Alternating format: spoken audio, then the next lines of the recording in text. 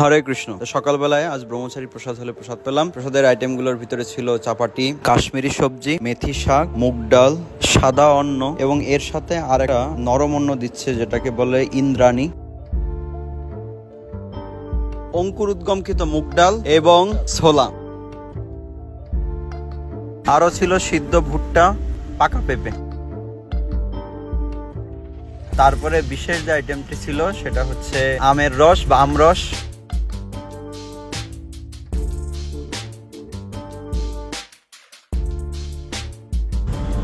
এই সকল আইটেম নিয়ে বসে প্রসাদ পাচ্ছিলামই, এর ভিতরে চলে আসলো আরো 4-5টা আইটেম।